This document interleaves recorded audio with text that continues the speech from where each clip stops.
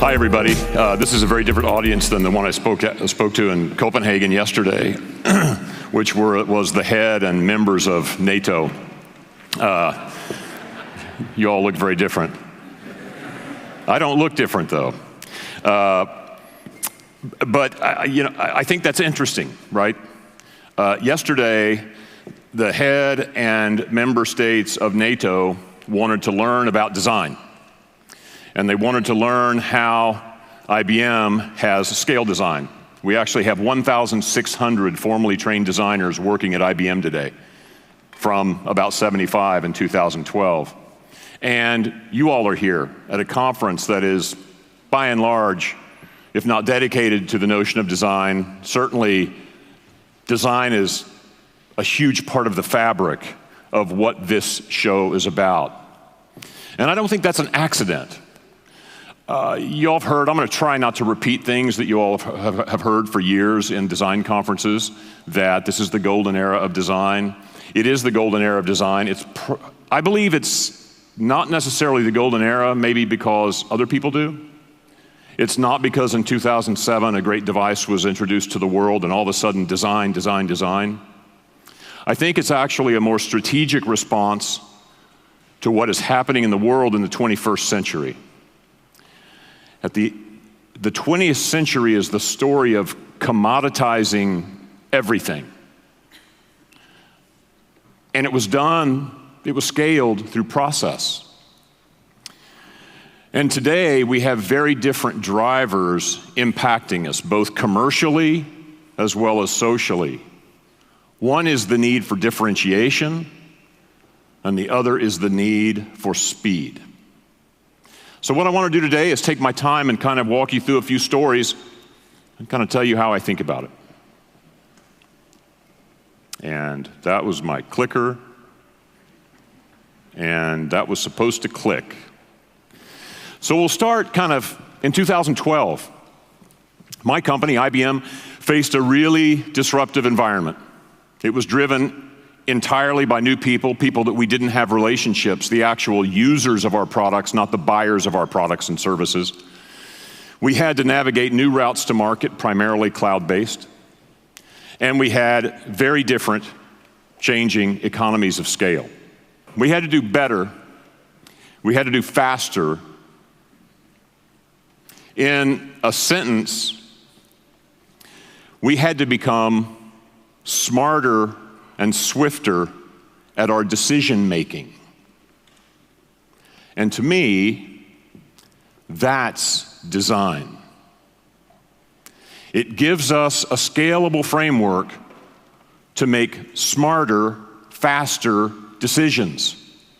And I don't care what we do in the world, whether we're in commercial enterprises, whether we work for the government, or whether we're at an NGA, whatever we do, the need for smarter, faster decision-making is paramount to everything we do. And I believe that design is the single most effective lever at achieving that goal. I'll tell you my story. I started my first startup in 1984. I am not a formally trained designer. I started a startup because I got very passionate about this whole personal computer thing that was happening, and I thought they were going to become a pretty big deal. And at the time, I had to just build software that was so engaging. By the way, that's a modern word. I didn't use that word then, but build software that was so engaging that people would put up with the ridicule of having one of these devices on their desks, because that's what it was like in 1984. You were ridiculed if you were a professional and had a computer at your desk.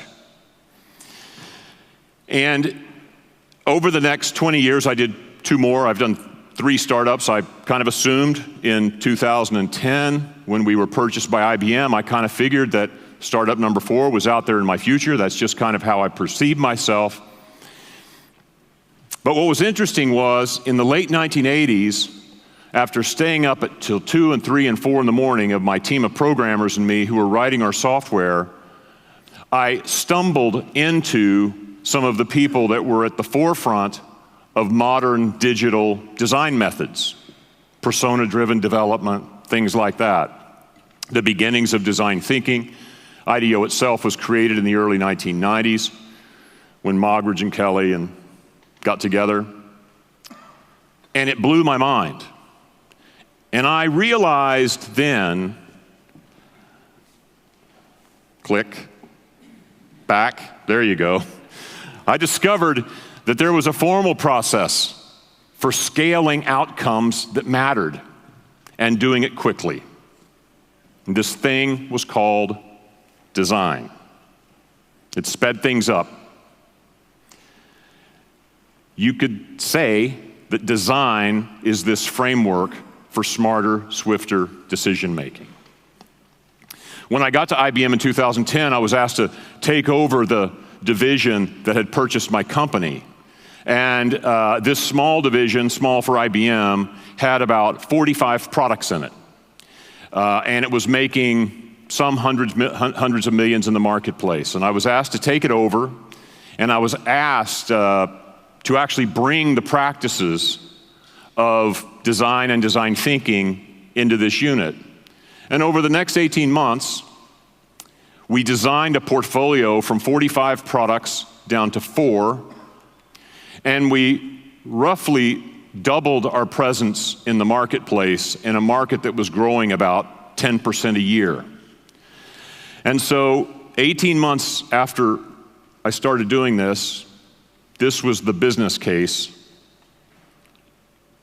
And I was asked by our chairman at the time, what you did there, click, do it everywhere. Sorry for the AV issues. And I said, I have no idea how to do that, but let's give it a go. Who had ever imagined that I would have been asked to build the world's largest design program and to use design as the fundamental lever to transform a company that had been thoroughly disrupted? This was the state of things in 2012. We had 380,000 people. We worked in about 170 countries. We had virtually zero presence on the cloud. We were building 9,000 different products, all of which were products built for the old world of on-premise computing. Our revenues of about $80 billion were at stake.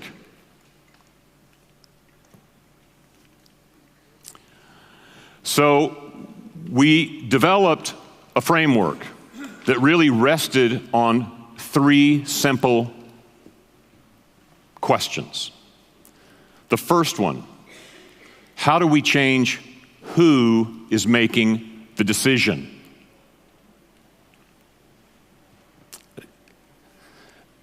We had to ensure that we got all the people in the room that needed to be there. One of the things we found early on is that when you don't have massively diverse teams and multidisciplinary teams, you're delaying some piece of feedback till later in the process. And so we embarked on a massive, what we call shift left, to start putting everybody, all of the stakeholders in a given product or solution in the room and on the team from the very beginning. We also had to get much more intentional about the teams themselves, ensuring that all the voices in the room, job number 1. That's not something that most organizations do. We typically start talking about this later in the cycle, but we're never as intentional up front with our team formation as we should be.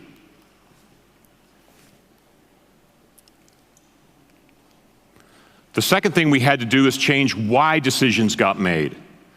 Decisions could no longer be about the technology.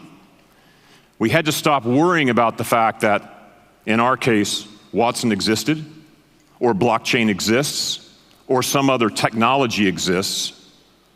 And we started to have to put the user at the center of our conversation and recognize that we were not our users. It turns out that as developers of digital assets and tools, we are seldom our users. It translates okay if you're building a consumer-facing application because you probably are going to consume that service, or you can certainly intuit that relatively easy. But if you're preparing an ad campaign, or if you're building a B2B application, if you're trying to increase the velocity of discovery for materials scientists, you are not that person. And we had to put that person in the room more intentionally. And to do that, we had to change the mindset of expertise that we had and bring in a little humility so that people understood we were not our users.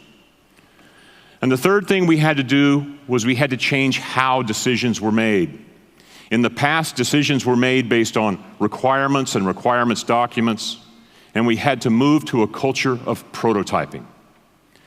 We had to start getting people to realize that everything is a prototype. In your life, every day is a prototype. Even something you release to market is a prototype. Everything is an opportunity to gain feedback from. And more important to this transformation of culture, we had to start teaching people that you always wanted to prototype at the lowest level fidelity as possible. We had to create sketchers of 380,000 people. People who were averse to making line drawings.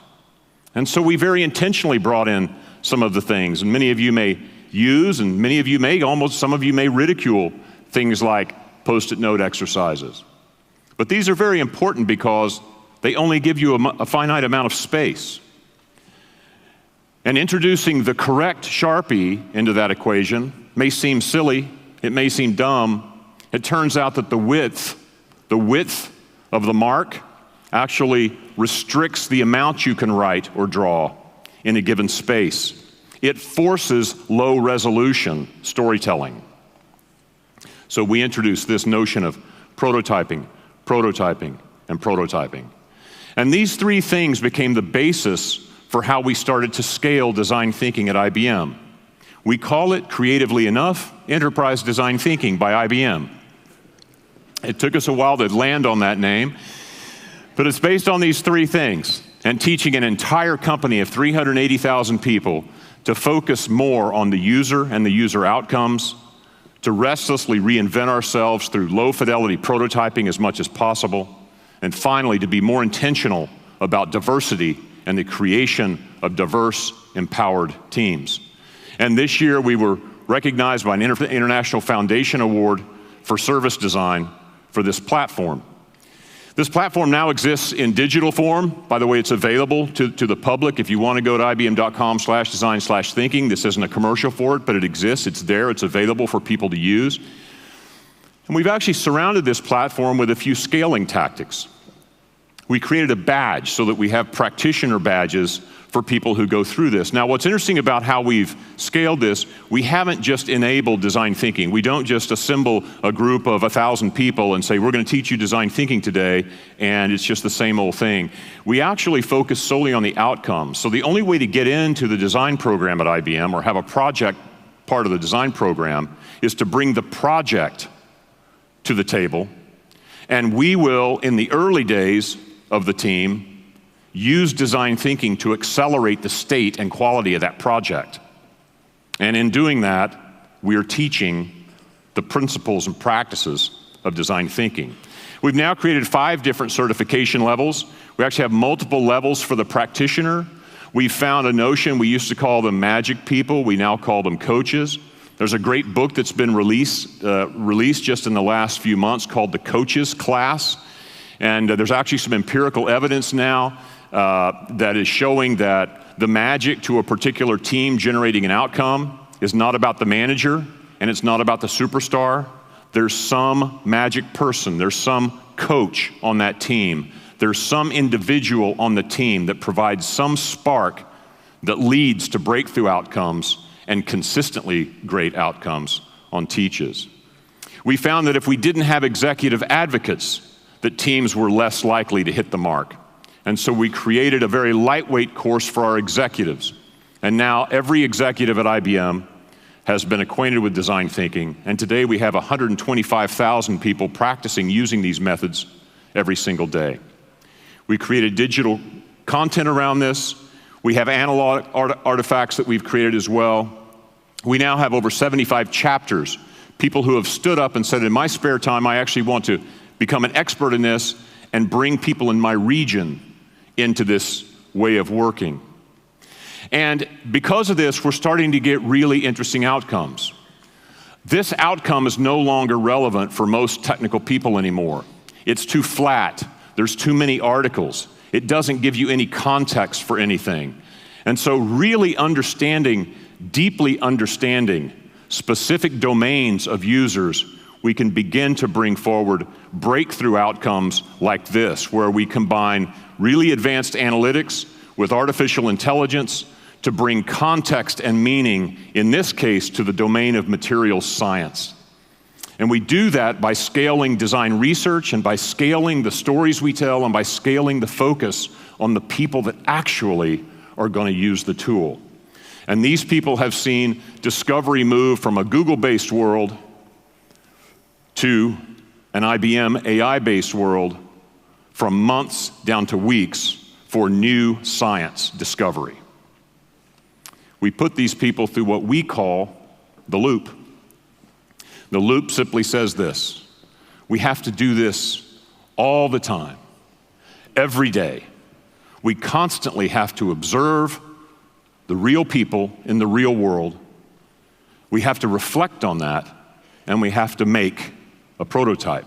And we have to reflect on that and get feedback. And we have to observe people using it and reflect on that and make and reflect and observe and reflect, make. Over and over again, as many times as possible. And every now and then, we have to hit the release button and actually release the state of that thing to the world. In the past, I think,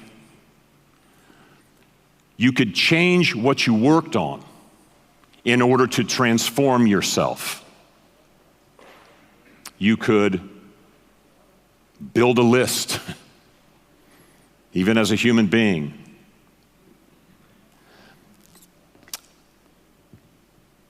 But I don't think that's enough. I think today we have to change how we work. Every day. Every day is a prototype. That's what we've done at IBM. Thanks a lot.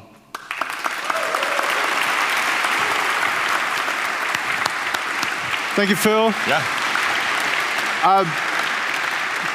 Quick question, because we're really out of time. I would like to know, how can we design social systems to maximize human well-being?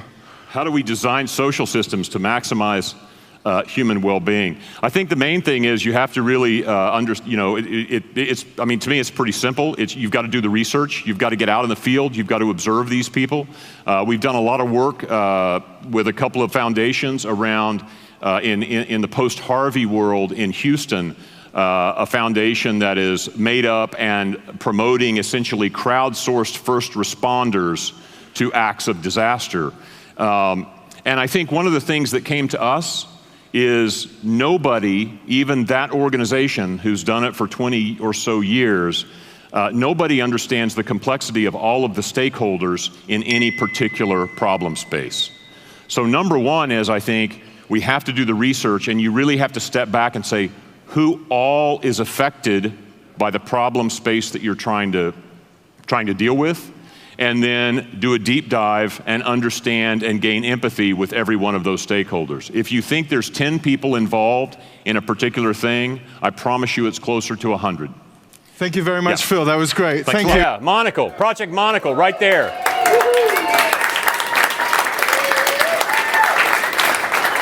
This is the best story of design at IBM in the last 3 years. This is the best story of design. Yeah. Look, guys, this is an amazing story. And when they talked to the human beings, what they found was that I don't care about one-click update. I want to trust the update. And oh, by the way, even if you convince me, my boss wants to know all that stuff too. And my point being that by doing field research, we found out that this was a human problem. And they completely changed the systems group of IBM, and they started building a human answer to a human problem. And not only did research inform what they built, what they built is beautiful itself as well. This is a phenomenal story. If you haven't seen Monocle, go look at it, go hear the story. It's everything we're about. They went out, they understood, they turned a system problem into a human problem, they solved for the people, and they built and delivered it beautifully. How do you get people to do what they don't want to do, potentially? And you can't force them. I mean, theoretically, I could keep running to Jenny. Team X is not, blah, blah, but that's not scalable. And it's quite That's going to undercut you as well. Exactly. And it occurred to me, I said, this is exactly the problem of a startup. A startup has no name, has no brand. And if you're selling, especially if you're selling to other businesses, you're in the midst of a startup. Here, we are. 6 years and we still consider ourselves a startup. Absolutely. And you're doing work with big companies. Yes. Right? Yes. When you first introduced yourself to them, they didn't know you from Adam. And whatever you did and whatever you do, it has to be so good that the corporate inertia of not bringing on new vendors has to be overcome. And I was like, that's the same problem I've got. I need to get everybody in this company to want in so bad that they choose to come in. That's a product. I've got to build a product. And that's the animation behind the book, is this notion of, and I had seen it time and time again. We've seen it from I won't go into this issue of mandates, right? But whenever there's a mandate, whether it's a transformation or whatever it is in society, when there's a mandate, people immediately go, wait a minute, maybe not. That's just human nature. So how do you overcome that? We never mandated a single person or a single team at IBM change. And yet over the next 5 years, we would get roughly 400,000 people to change. And the way that we did that is we thought about the transformation and the changes that we were inserting as a product that we had to make so desirable, people would not only want to come in, but they would pay for it. And after the first year of introducing these changes, every single team that came in paid their own way. Cool. I built my leadership team, and if you looked at it on a piece of paper, it looks more like a startup leadership team than it does a typical learning and knowledge HR department, right? It was a team of leaders, and we each had... Internal, or did you go external to bring people in? All internal. All internal. And that was now later we would add to it from outside, but it was really important. And I think it's really important for most organizations. A huge failure of many transformations, especially over the last 15 years, have been because executives brought in others to do it. They either brought in people from the outside that didn't understand the corporate systems and didn't understand the structures and the culture that was in place. That's a mistake. The other thing that they did is they would go build some cool facility on the West Coast, and it would be brick exposed walls and exposed ductwork, and it was cool. And there'd be VW buses sticking out of the wall, and these innovation teams would come up with radical concepts, and everybody in the business would give them the middle finger, because it'd be like, yeah, you get all this special treatment, and that's maybe a great idea, but that won't work in our organization at scale. It's something from the outside.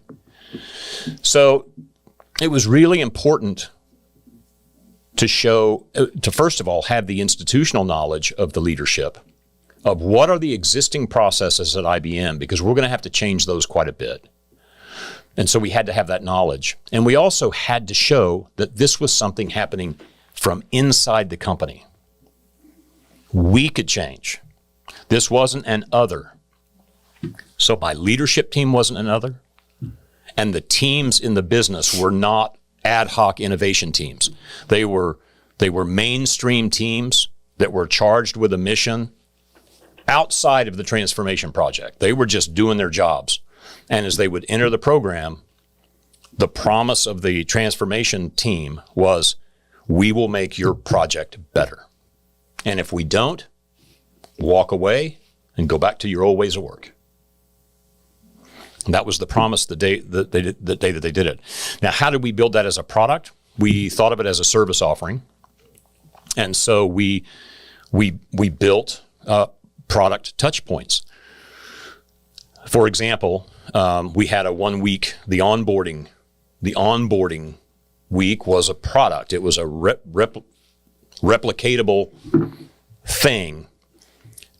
Although it was bespoke, it was a replicatable exercise. It was based on any boot camp that you've ever been to. Very intensive 1 week. Very different from anything that had ever happened at IBM. But it was about working with a given team in the context of their problem. And the promise was that I made every one of them when I walked in at 8:30 on Monday morning was, if on Friday at noon when you leave, if you haven't made roughly a 10x advance over where you would have been Friday, you don't ever have to see us again. And nobody ever took us up on that, because that week was a magical week. So that was the first part of the product offering. The second part of the product offering was, how do we stay in touch? Because as much as they loved it that 1 week, they're still operating in a bubble. They were in a boot camp experience. Originally, they were here in Austin, Texas. That's where we headquartered the whole effort. Yes. But then we built and depending on several factors, it was either a 3 to 6 month effort where there was an assigned person that stayed in touch with that team. We called them our psychiatrists.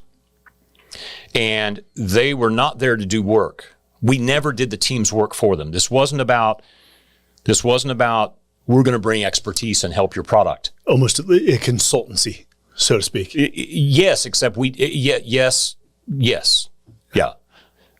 But the artifacts that were generated were 100% generated by the team. We would help. We would help them get unstuck. We would teach them new practices and new things to think about. But they had to do the work. Same thing with this next 3 to 6 month period. The psychiatrist didn't do anything except kind of, in a way, got in their way. And that was kind of a sticking point for a while. But what this person was there to do was two things. The team thought that they were there, either to report back misbehavior, but really thought they were there to maybe help them through roadblocks. And that's true, they were. But the more important thing that person was doing for the first few teams that came into the program, the more important work that person was doing was watching how the rest of IBM, whether it was the HR systems, the performance management systems, or the managers themselves, watching how the rest of IBM thwarted their ability to keep doing the right thing. And that's what would really get reported back to me, were all of these systemic dysfunctions. So those teams were helping us identify all of the systems of the organization that were going to bring them back. And so my leadership team, kind of getting back to that, part of my leadership team was built to deal with that issue. The issue of, where does the organization hold back innovation? And so we would systematically go back to the HR group. We would go to the CFO, the finance office for the performance management stuff. We would go to senior leadership if there were management dysfunctions. And we would address those systemically. So it was a two-pronged effort of, yes, we were working with our teams to bring in this notion of human-centered design thinking, and agile. Today it's AI. That's the tactical thing. There was a whole nother part of the program. In fact, about 50% of the program was watching and then dealing with the systemic things that had to be changed to reinforce the culture of the teams. The story really starts, I'll kind of tell it in reverse. I led a startup here in Austin, Texas, called Lombardi Software. We started that, my partner and I started that in 2002, and we sold it to IBM in 2010. The name? Lombardi Software. Why Lombardi? Oh, Vince Lombardi. I was going to ask. Okay, which is a funny story because in our great intelligence, it was all about teamwork. Mm-hmm. This product, while it was boring middleware stuff, don't worry about that. But it was ultimately about empowering teams to collaborate across business and IT silos. Okay, so who's a great coach for teaming? Vince Lombardi. Guess where that doesn't play? Anywhere outside of the United States. And our market was global. So it turned out fine, but it turned out great, in fact. But it was kind of funny that we had that name and didn't quite work out the way we wanted in most of our markets. Yeah, and 2010, and that's how I ended up at IBM. And I had done startups for 30 years. I no more wanted to go to work for IBM or a big company than, of course, the man in the moon, right? But I had made a mental commitment. IBM doesn't really lock up executives. It's very kind of open and cool culture in that sense when it buys companies. But I had made a mental commitment to get my team through the integration. Mm-hmm. And I figured that was going to take about a year. And then startup number 4 was out there somewhere. About 3 months in, I was done. I looked around, I was like, man, I can't make it a year. So I got with my team. Lombardi had about 250 people, about half of which were developers, engineering, product people. I got that team together and I said, we've got to figure out a way to accelerate our integration. And collectively, over the course of a couple of weeks, we figured we could get it done in a total of 6 months instead of 12.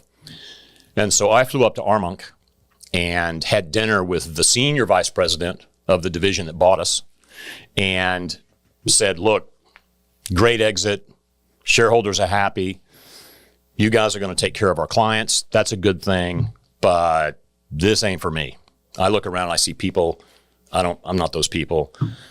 I'm feeling processes. I'm not these processes. I just don't feel the creative spark that a startup has. And at that meeting in 2010, and then I'm sure we'll get into the follow-on, but in that meeting, this senior vice president, his name was Robert LeBlanc. He was fantastic. He was a little disgruntled about what I was saying, but he looked at me and he said, you're looking at this all wrong. He said, you're looking at people that exist, processes that exist. He said, we know we need to change. If you have an idea, why don't you help us?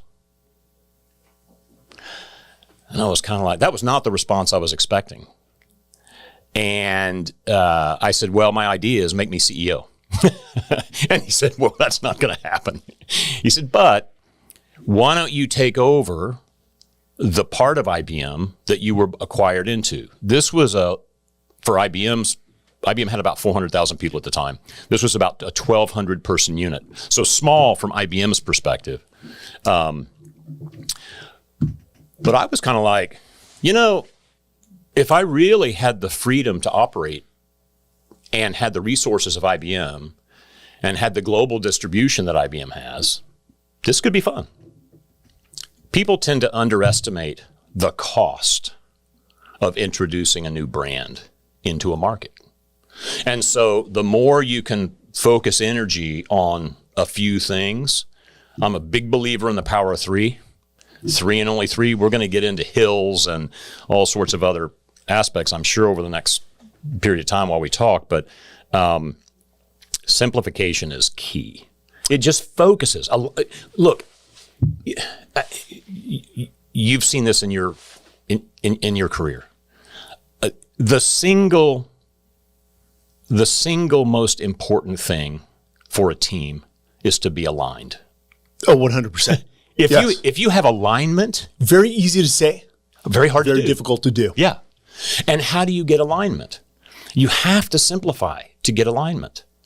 You have to simplify and you have to get out of the way of the teams doing the work. So you have to align around higher level concepts than the implementation.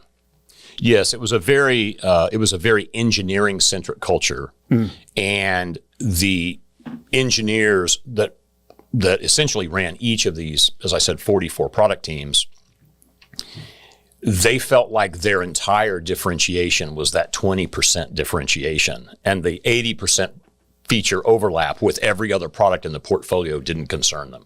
Were there fiefdoms between the different engineering teams? Of course. Silos, yeah, for sure. It was a very siloed.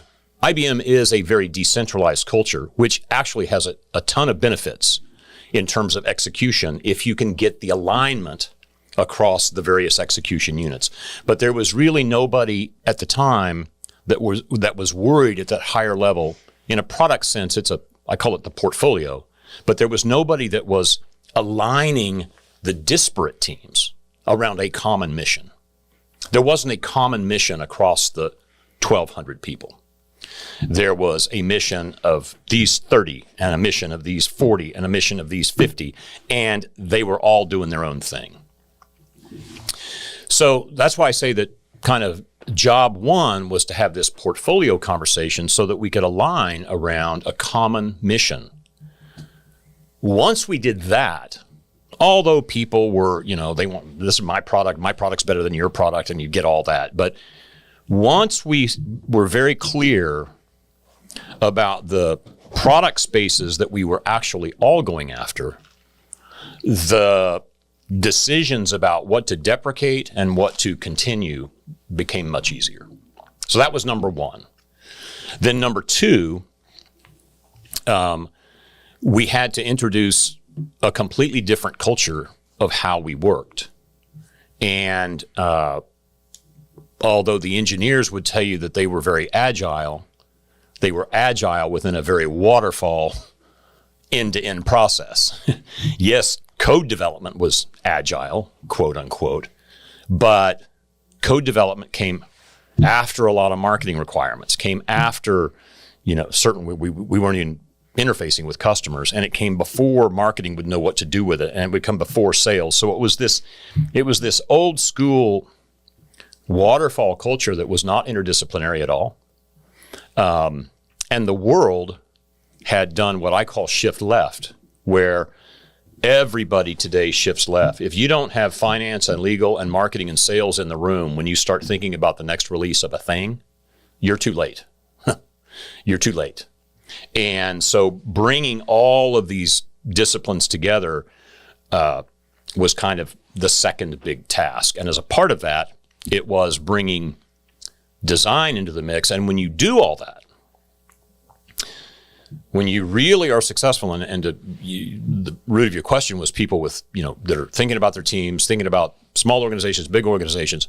When you truly get everybody in the room day one and aligned day one around a release's mission or a team's mission, the efficiencies you gain are ridiculous. In our case, it was almost 50%. We would later prove across hundreds of thousands of people that the efficiency gain was about 33% across huge numbers. But at that... IBM as a whole. Yeah, IBM as a whole. But in that first one, it was... But you have to have the right mix of disciplines, and you have to, that was where the friction, the resistance, people worrying about whether they were losing power, all of those human things. That's where the portfolio conversation was hard.